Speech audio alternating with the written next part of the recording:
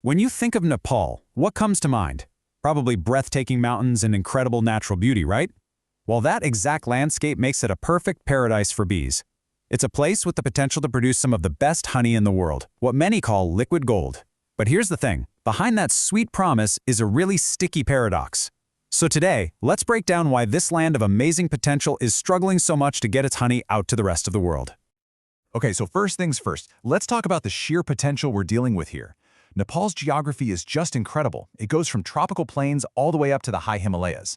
This means you can get a massive variety of different types of honey. And get this, over 70% of it comes from wild plants, which means the potential for super high-value organic honey is just immense. And when we talk about the scale of that potential, wow, it's pretty staggering. Experts have estimated that Nepal could support over 1 million bee colonies. 1 million! And those colonies could produce 10,000 metric tons of honey every single year. Now, this isn't just some fantasy number plucked out of thin air, It's a real tangible opportunity. An opportunity that could literally transform the lives of people in rural areas, help protect biodiversity, and give the entire national economy a huge boost. It's the future that everyone is hoping for. And if you just look at the surface, things seem to be moving in the right direction. Production has absolutely skyrocketed over the last decade. It's jumped from about 1,600 tons to over 4,300. So on paper, that looks like a fantastic success story, right? But this is exactly where the paradox begins. Yeah, despite this incredible growth in making honey, the industry is facing this really bizarre challenge. This is the sticky paradox we're here to unpack. And you're probably thinking, wait a minute, if they're making more honey, what's the problem? And that is the logical question, isn't it? More local honey should mean a stronger local industry. But the data, well, the data tells a completely different and, honestly, a very surprising story. Just look at these numbers. Seriously, in 2022, Nepal exported only about $166,000 worth of its own honey, but in that same year, it imported almost $2 million worth from other countries.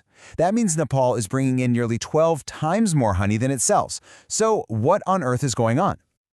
Well, the answer, according to researchers, lies in something called the policy-practice gap.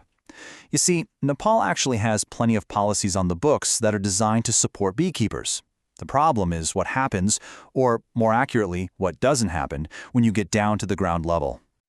So what is this gap? Essentially, it's the space between what the rules say should happen and what people actually experience day to day. It's when a really great idea on paper just gets completely lost in bureaucracy, bad coordination, and a total lack of real-world support. And here's where it all becomes painfully clear. Let's take financing. The policy promises easy loans and subsidies, but the reality for farmers? It's a complex maze that pretty much only favors people who are already well-connected. Okay, what about insurance? It's supposed to cover their risks, but beekeepers say trying to make a claim is practically impossible.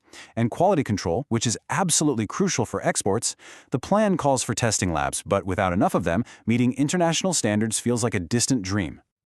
But, this isn't just about data and government documents. This gap has a real human impact. So let's actually hear what the people directly involved are saying. So here's the official perspective. You have a government official stating that subsidies are reaching all the registered beekeepers. From where they're sitting, the system is working exactly as it's supposed to. But then, you hear this from a commercial beekeeper on the ground. They paint a completely different picture, one where getting those funds has nothing to do with need or merit, but everything to do with who you know.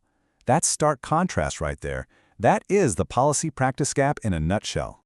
So how do you fix what feels like a broken beehive? Well, the good news is the research doesn't just point out all the problems, it actually lays out a really clear and actionable path forward to finally bridge this gap. So the path forward is all about execution. It starts with a big one. Unify all the efforts under one single national authority to end all the confusion. Next, it's about investing in quality. That means building accredited honey testing labs in every province, so farmers have a real shot at exporting. Then, you have to empower the farmers themselves with mobile tech and practical, useful training. The plan also calls for building a powerful international brand for Nepali honey and, this is crucial, reforming subsidies and insurance to make them genuinely fair and easy for everyone to access. And that's really the core takeaway here. Nepal doesn't necessarily need more rules or more paperwork. What it needs is to make the good ideas it already has a reality for the farmers who are out there doing the work. The solution is all about implementation. So this leaves us with one final and really important question. The potential is obviously there. The solutions seem to be there too.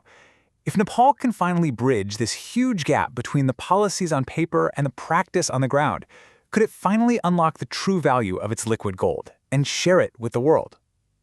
What do you think happens next?